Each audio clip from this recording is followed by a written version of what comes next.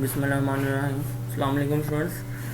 अच्छा, हम लोग सीक्वेंस एंड सीरीज़ वाला चैप्टर कर रहे थे, तो उसका नेक्स्ट हम लोग थ्योरम करते हैं स्टार्ट। अच्छा, अब ये कि लास्ट टाइम मैंने बताया था कि पीछे एक छोटा सा थ्योरम था, उससे नेक्स्ट ये वाला थ्योरम आ रहा है कि यूनिफॉर्म कन्वर्जेंस एंड कंटिन्यूटी, कि यूनिफॉर्म कन्वर्जेंस और कंटिन्यूटी के दरमियान क्या रिलेशनशिप है, उसका एक उसने थ्योरम लिखा हुआ है। अब थ्योरम देखें, थ्योरम की स्टेटमेंट पहले समझें।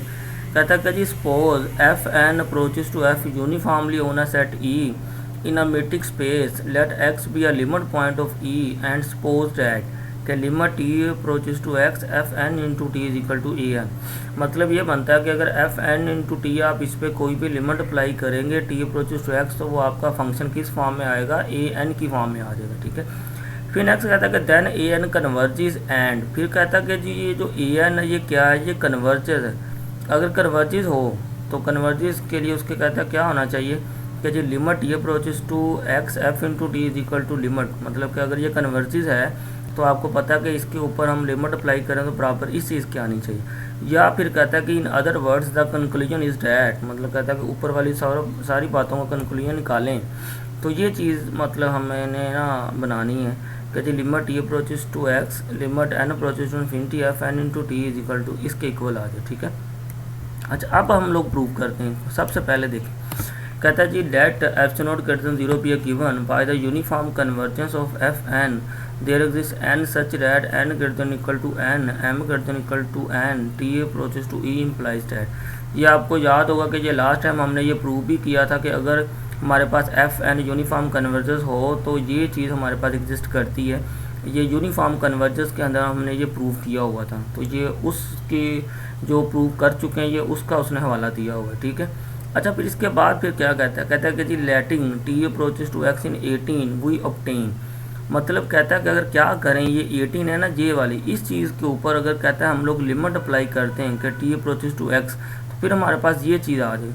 अब ये चीज़ कैसे आई है, आप इस पे बात समझने वाली, ये चीज़ इसको यूज़ किया। देखें, ये उसने गिवन दिया था ना कि जी एफ एन इंटू टी, कि अगर हम लोग कोई भी मतलब कि एफ एन इंटू टी, इस चीज़ को आपको पता, फिर हम ऐसे भी लिख सकते हैं F N minus A N. ठीक है। मतलब ये बनता है कि अगर हम लोग एफ एन टी एफ वाले फंक्शन पे अगर ये लिमिट ये अप्रोचेस टू एक्स अप्लाई करेंगे तो वो आंसर हमारा किस में आएगा, ए एन में आएगा।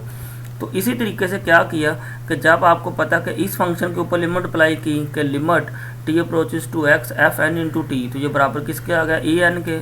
इस पे अप्लाई की तो बराबर किसके आ गया, ए एम के लेस देन एप्सिलॉन नॉट। ठीक है। तो ये आपने याद रखना है कि ऊपर वाली गिवन स्टेटमेंट इसको यूज़ करते हुए कि एफ वाले पे लिमिट अप्लाई करें टी अप्रोचेस टू एक्स तो बराबर होता है ए एन के। ठीक है।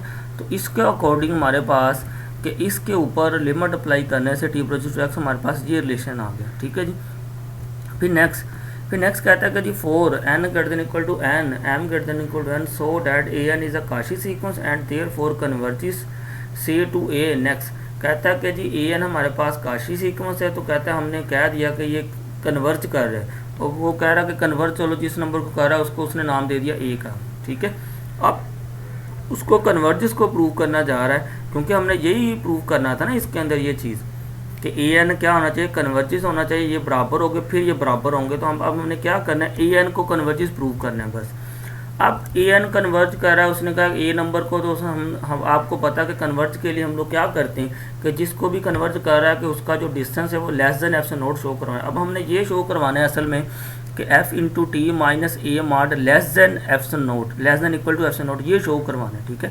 तो उसके लिए आपने ये जो उसने लाइन लिखी है, इधर आपने स्टेप ऐड करने, इधर मैं वो लिख नहीं सका लेकिन आपने इधर वो स्टेप ऐड कर लेने, क्योंकि आपकी अब प्रैक्टिस हो चुकी है काफ़ी। अब आपने स्टेप कैसे बनाने देखें, ये लास्ट टाइम जैसे मैंने एक बनाया था वैसे ही करना है। आपने क्या करना है कि एफ इंटू टी माइनस क्या कर रहा है इसमें देखो कि माइनस एफ एन टी, ये माइनस भी कर देना, ये प्लस भी कर देना, फिर माइनस ए एन भी कर देना, प्लस ए एन भी कर देना। आपने इसको फिलहाल ऐसे लिखना है कि एफ इंटू टी माइनस ए मार इक्वल टू, इक्वल करके इधर इक्वल करके मार डाल के आपने लिख देना F into T minus F N into T plus F N into T minus A N plus A N, या आपने इक्वल करके ये सारे लिख लिए। फिर जब क्या करना है, आपने मार्ड जब अलग अलग करने, तो जब आप ऐसे मार्ड अलग अलग करोगे तो ये इधर वाली चीज़ घेर देनी, इक्वल टू नेक्स्ट इनक्वालिटी ये बन गई। ठीक है। अच्छा, फिर उसने क्या किया देखे, फिर कहता है कि we first choose N such that, कि F N minus F N into D less than F naught over 3। ये भी पता है कि डेफिनेशन कन्वर्जेंस अगर हम एन के मुताबिक करें, डेफिनेशन के मुताबिक इसको हम लोग लिख सकते हैं कन्वर्जेंस की। फिर कहता है for all T belong to E this is possible by uniform convergence and such that. तो ये यूनिफॉर्म कन्वर्जेंस की डेफिनेशन बन रही है कि A N minus less than F naught. फिर कहता है कि एन अगर चूज करें नेबरहुड एक्स सच दैट, तो F N into T minus A N less than equal to F into T है। अब असल में क्या किया उसने, आप नोट करेंगे ये वाली इक्वेशन ये बन रही है और ए एन माइनस ए वाली इक्वेशन ये बन रही है और F N into T minus A N वाली इक्वेशन ये बन रही है। उसने क्या कर लिया कि इन तीनों को, इस एक्सप्रेशन को, इस एक्सप्रेशन को और इस एक्सप्रेशन को डिफाइन करवा दिया डेफिनेशन के अकॉर्डिंग, ठीक है। अब क्या कर दिया, इन सब की डेफिनेशनें क्या करो आप लोग, इसकी डेफिनेशन, इसकी डेफिनेशन, इसकी डेफिनेशन, इन तीनों की डेफिनेशन आप इन तीनों एक्सप्रेशन में ऐड कर दो, ठीक है। मतलब देखें इसकी जगह लगाओगे आप लोग F naught over 3 plus F naught over 3 plus F naught over 3, तो तीनों को ऐड करने के बाद ये इसने यही लिखा है कि सब्स्टिट्यूटिंग इक्वालिटी 20, 22 एंड 90। तो इन सब को आप उधर ऊपर वाले में पुट कर दो, इधर इसकी जगह, इसकी जगह, इसकी जगह F naught over 3, F naught over 3, तो सबको ऐड करके हमारे पास ये एक एफ नॉट आ जाएगा। This is equivalent to 16। तो यही हमने प्रूव करना था। अब 16 के इक्विवेलेंट कैसे आ गया देखें, 16 क्या था, यही चीज़ थी ना कि limit F into T is equal to limit N approach to E N. तो यही हमने प्रूव किए थे, ये वाली चीज़, ये वाली। इसको हम लोग ऐसे भी लिख ही सकते हैं कि F into T minus A MARD less than equal to F naught हो। हम इसको ऐसे भी लिख ही सकते हैं कि limit N approaches to F into T is equal to limit N approaches to infinity A, ठीक है।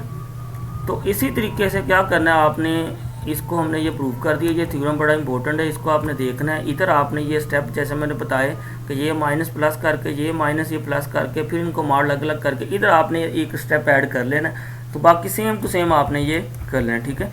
तो नेक्स्ट हम लोग इंशाल्लाह इससे नेक्स्ट वाला थ्योरम करेंगे, नेक्स्ट काम करेंगे। तो ये आपने इतना थ्योरम आपने इसको कर लेना, ठीक है। ओके जी, अल्लाह हाफिज़।